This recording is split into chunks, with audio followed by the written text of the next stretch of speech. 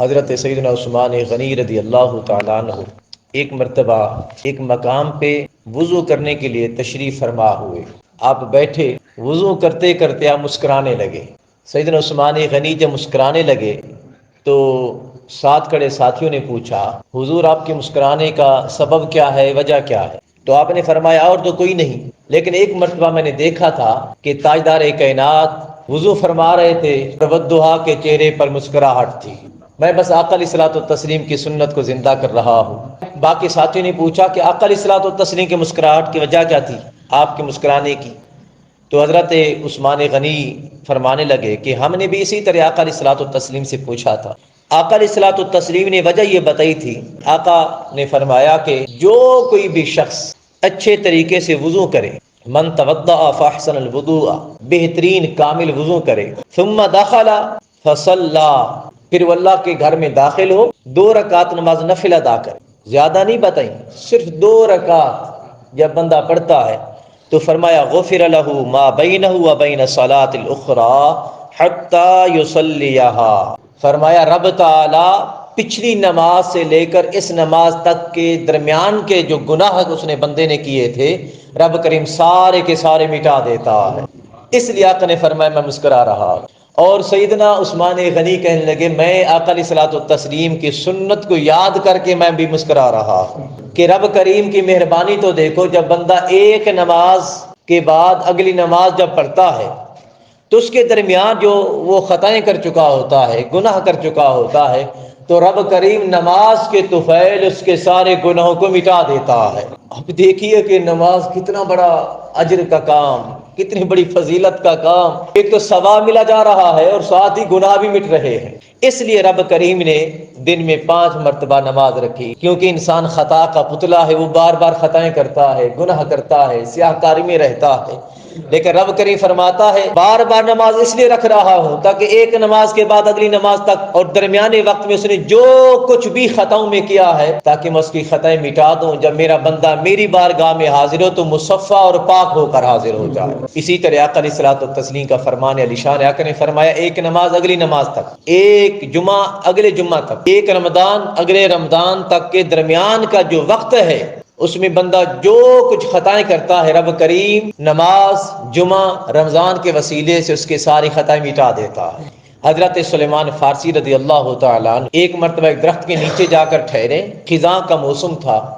آپ نے درخت کی خشک ٹہنی کو پکڑا اور پکڑ کر ہلانے لگے.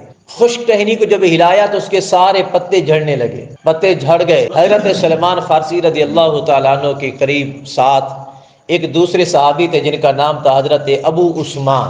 عثمان غنی نہیں، دوسرے صحابی ہیں ابو عثمان رضی اللہ تعالیٰ عنہ، وہ ساتھ تھے. تو حضرت سلیمان فارسی ابو عثمان کو کہنے لگے کہ آپ مجھ سے پوچھیں گے نہیں کہ میں نے ٹہنی کو کیوں ہلایا، پتے جھڑنے کی وجہ کیا ہے، میں نے ایسا کیوں کیا؟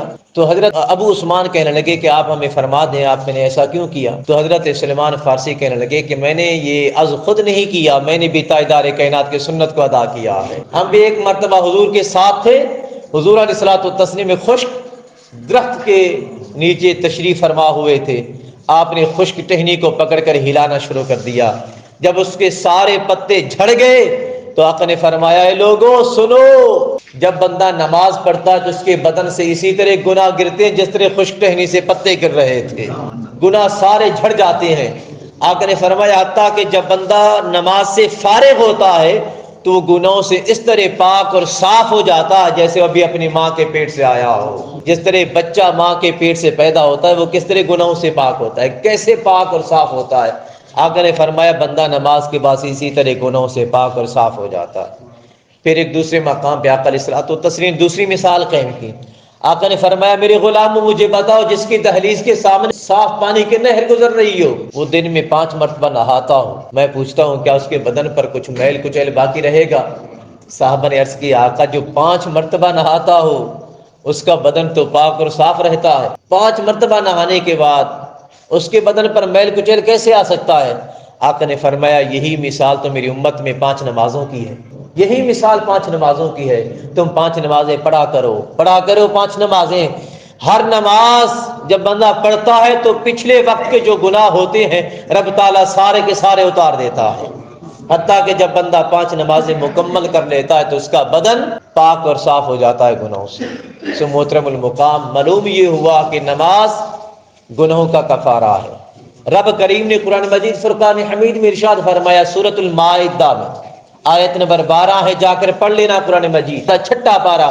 رب کریم نے فرمایا، لئن اقمتم الصلاۃ وآتیتم الزکاۃ وآمنتم برسلی وعزرتموہم وَأَقْرَضْتُمُ اللَّهَ قَرْضًا حَسَنًا لَأُكَفِّرَنَّ عَنْكُمْ سَيِّئَاتِكُمْ وَلَأُدْخِلَنَّكُمْ جَنَّاتٍ تَجْرِي مِن تَحْتِهَا الْأَنْهَارُ۔ رب کریم نے فرمایا اگر تم نماز قائم کرو، پہلا حکم فرمایا اگر تم نماز قائم کرو، زکوٰۃ ادا کرو، میرے رسولوں پر ایمان لاؤ اور ان کے پیغمبرانہ مشن میں، مقصد میں ان کی مدد کرو، اور رب کریم کو قرض حسنہ ادا کرتے رہو۔ یہ 4 کام ہیں۔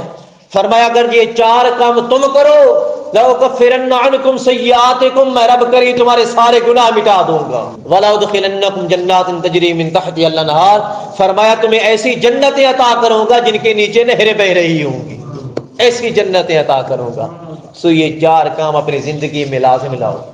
نماز قائم کرو، زکوٰۃ ادا کرو، اور پھر رسولوں پر ایمان لاؤ، رسولوں کے کام میں ان کی مدد کرو، یعنی دین اسلام کے پھیلانے میں، دین اسلام کی اشاعت میں، تبلیغ میں لگے رہو، چاہے ایک ہی آیت کیوں نہ پہنچے، ایک ہی حدیث کیوں نہ پہنچے، اگلے ایک بندے تک لازم پہنچاؤ، تاکہ یہ پیغمبرانہ مشن میں، پیغمبرانہ کام میں ہم بھی شامل ہو جائیں۔